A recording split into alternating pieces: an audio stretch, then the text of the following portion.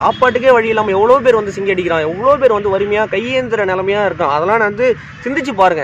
இளைஞர்களே விழித்து கொள்ளுங்கள். ஏன்னா வந்து நீங்கள் வந்து விழித்து கொள்ளுனா இந்த வந்து நாடு முன்னேறாது, தேசம் முன்னேறாது, உங்கள் சமுதாயம் முன்னேறாது, இந்த வீடு முன்னேறாது, எதுவுமே முன்னேறாது. ஏன்னா நீங்கள் தான் எல்லாருக்கும் எடுத்துக்காட்டு. நம்ம விவேகானந்தர் சொல்கிறார், 100 இளைஞர்களை கொடுங்கள், இந்த இந்தியாவே நான் வந்து மாற்றி காட்டுறேன்னு சொன்னேன். ஏன் அந்த உறுதியும் அந்த நம்பிக்கையும் வந்து இந்த நாட்டில் வந்து நம்மளுக்கு விதைச்சிட்டு போயிருக்காருங்க. அப்பேற்பட்ட மனிதன், நம்ம ஆற்றல் உடைய மனிதன். ஏன்னா ஃபீனிக்ஸ் பறவை வந்து சூரியன் நோக்கி பயணம் பண்ணும், தீப்பிழம்பை நோக்கி பயணம் பண்ணும். தீப்பிழம்பை நோக்கி பயணம் பண்ணும்போது அது எரிஞ்சு சாம்பலாகி ஊந்துடும். திருப்பியும் வந்து சாம்பல்லேருந்து கிளர்த்து எழிஞ்சு திருப்பியும் போய் அந்த சூரியன் நோக்கி பயணம் பண்ணே இருக்கும். அதுபோல் இந்த பறவைகளுக்கே வந்து இவ்வளோ ஆற்றல் சக்தி இருக்கும்போது இந்த மனிதனுக்கு இருக்காதுங்களா? சிந்திச்சு பாருங்க, இந்த மனிதனுக்கு இருக்காதா?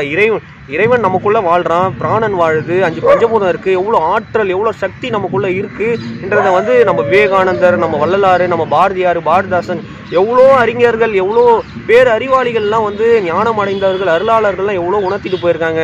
உனக்குள்ளே இறைவன் இருக்காரு, உனக்குள்ள நீயும் தெய்வமாக மாறலாம், நீயும் வந்து இறைவனாக மாறலான்னு எவ்வளோ பேர் நம்மளுக்கு வந்து உணர்த்திட்டு போயிருக்காங்க.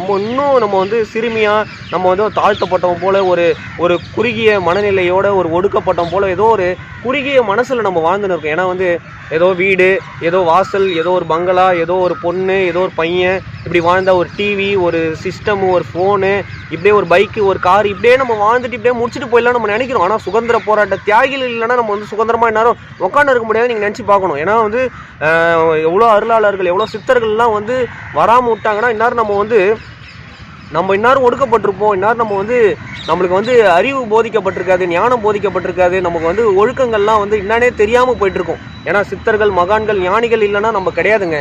அவங்க வழியில் அவங்க குரு பரம்பரையில் வந்ததான் நம்ம. இதெல்லாம் வந்து சிந்திச்சு பார்க்கணும். இதெல்லாம் ஏன்னா வந்து அந்த குற்ற உணர்ச்சியோ தாழ்வு மனப்பான்மையோ இருக்கக்கூடாது. அதெல்லாம் வந்து நீங்கள் உங்கள் கீழே இருக்கிறவங்களை எவ்வளோ பேர் பாருங்கள். ஏன்னா கால்கை இல்லாமல் எவ்வளோ பேர் இருக்காங்க, எவ்வளோ பேர் பிச்சை எடுக்கிறாங்க, எவ்வளோ இளைஞர்கள் தான் வந்து வேலை வாய்ப்பே இல்லை. நீங்களாம் வந்து வேலையில் இருப்பீங்க, 4 பேருக்கு கொடுத்து உதவி பண்ணுற இடத்துல இருப்பீங்க. அவங்களாம் வேலையே இல்லாமல் எவ்வளோ பேர் வந்து சுற்றின்னு இருக்காங்க. இந்த வெயிலையும் மழையிலையும் அவங்க குடும்பம்லாம் வந்து அவ்வளோ வறுமையாக இருக்கும். கூழு கஞ்சி கூட வறுமையாக இருக்கும். அதெல்லாம் வந்து சிந்திச்சு பாருங்கள். அதெல்லாம் சிந்திச்சு பார்த்து கிளர்த்தி எழுந்து வாங்க. புரியுதுங்களா? ஒரு லட்சியத்தை கையில் எடுங்க, ஒரு கொள்கையை கையில் எடுங்க. இதெல்லாம் கொள்கையோ லட்சியமோ இல்லைன்னா அது நம்ம அடமானம் பிணத்திற்கு சமம்ன்ற விவேகானந்தர். புரியுதுங்களா?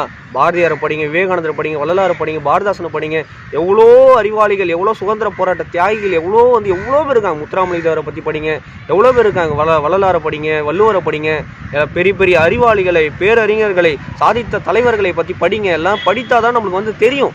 அந்த கல்வி உள்ளே போகணும். அந்த கல்வி உள்ளே போனால் தான் தூய்மை வரும், ஒழுக்கம் வரும், அறம் சார்ந்த பயணங்கள் நம்ம வந்து பயணிப்போம். புரியுதுங்களா? சத்தியத்தின் வழி நடப்போம், தர்மம் செய்வோம். புரியுதுங்களா? தர்மத்தை வந்து காக்கிற அளவுக்கு நம்ம வந்து போராடுவோம். புரியுதுங்களா? அதனால் சிறுமியாக, குற்ற உணர்ச்சியாக, தாழ்வு மனப்பான்மையாக உங்களை நீங்கள் குறுகிக்காதீங்க. புரியுதுங்களா?